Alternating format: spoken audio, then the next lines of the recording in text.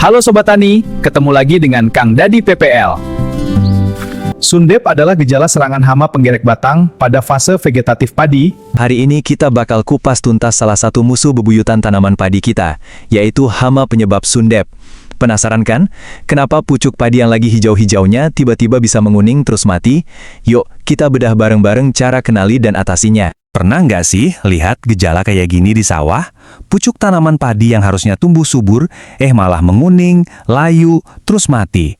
Aduh, gejala ini kan bikin was-was ya. Sebenarnya ini ulah siapa sih? Tenang, sebentar lagi kita akan bongkar biang keroknya. Nah, gejala yang barusan kita lihat itu, petani biasa menyebutnya sundek. Ini bukan penyakit jamur atau bakteri loh, melainkan gejala serangan dari hama yang licik banget, yaitu penggerek batang padi. Yuk kita kenalan lebih jauh sama musuh yang satu ini, biar kita selalu selangkah di depan. Jadi, apa itu sundep? Gampangnya gini, sundep itu istilah buat serangan yang terjadi waktu padi kita masih muda, pas di fase vegetatif. Penyebabnya itu ulat dari penggerek batang yang diam-diam masuk dan makan bagian dalam batang padi. Coba bayangin deh, jalur nutrisinya diputus dari dalam. Ya jelas saja pucuk tanamannya langsung mati. Hama penggerek batang ini serangannya ada dua babak, dan nama gejalanya pun jadi beda. Kalau serangannya pas padi masih muda, seperti di kiri ini, namanya sundep. Tapi, lihat yang di kanan, kalau nyerangnya pas padi udah mulai berbunga, di fase generatif, gejalanya disebut bluk. Bedanya, bluk ini bikin malai padi keluarnya hampa, warnanya putih, dan pastinya gabahnya kosong melompong. Jadi ingat ya, hamanya sama, waktunya beda, ruginya sama-sama bikin pusing. Oke, sekarang kita udah tahu apa itu sundep. Pertanyaannya, gimana cara kita mastiin kalau ini beneran sundep di lapangan? Yuk kita coba jadi detektif di sawah kita sendiri. Ada beberapa tanda spesifik yang harus kita perhatikan. Tanda pertama yang paling gampang kelihatan itu ini, pucuk daun yang paling muda, yang di tengah anakan itu loh, warnanya bakal berubah jadi kuning kecoklatan. Gak lama dia bakal kering dan mati. Nah, kalau Sobat Tani udah lihat ini tuh alarm pertama yang gak boleh diabaikan sama sekali. Nah, buat mastiin lagi, coba deh tes sederhana ini. Datengin padi yang pucuknya menguning tadi, pegang, terus tarik pelan-pelan.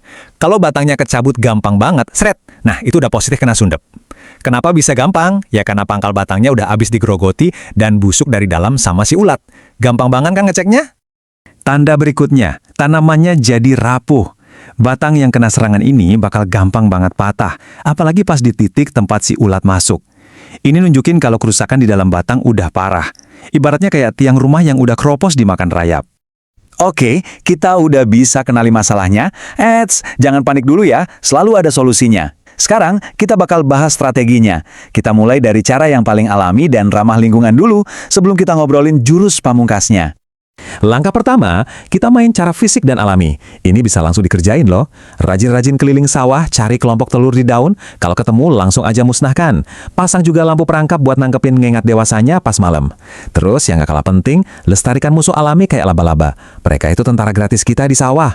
Sesekali, genangi sawah juga bisa bantu ganggu siklus hidup hamanya. Ini pertahanan lapis pertama kita nih. Selanjutnya, dari sisi cara kita bertani. Ada dua kunci di sini. Pertama, rotasi tanaman. Jangan tanam padi terus-terusan. Coba ganti dulu sama palawija, biar siklus hidup si hama ini putus. Kedua, tanam serempak. Ajak petani tetangga di satu hamparan buat tanam bareng-bareng. Kenapa ini penting? Biar si hama nggak punya tempat buat pindah kontrakan dan berkembang biak terus-terusan. Ini cara jitu buat mutus rantai makanan mereka. Oke, sekarang kita masuk ke langkah terakhir, pengendalian kimia. Sobat Tani, saya mau kita semua perhatikan baik-baik bagian ini ya. Penting banget buat diingat, ini adalah pilihan pamungkas. Insektisida itu harus dipakai dengan bijak, dan hanya kalau benar-benar kepepet. Jadi, kapan waktu kepepet itu? Aturannya, ketika serangan sudah ngelewatin ambang batas ekonomi. Gampangnya gini deh. Kalau dari 100 rumpun padi di sawah kita, udah ada lebih dari 10 rumpun yang kena gejala sundep, nah, itu udah lampu merah. Baru kita boleh pertimbangkan pakai insektisida. Kalau masih di bawah itu, cara-cara yang tadi masih lebih dianjurkan. Kalau memang terpaksa harus pakai insektisida, pilih yang bahan aktifnya tepat sasaran. Contohnya kayak fipronil atau dimehipo. Ini udah terbukti ampuh. Selalu baca label dan ikuti dosis anjuran ya Sobat Tani. Dan jangan pernah lupa, pakai alat pelindung diri. Kesehatan kita nomor 1. Nah, ini dia nih poin paling krusialnya.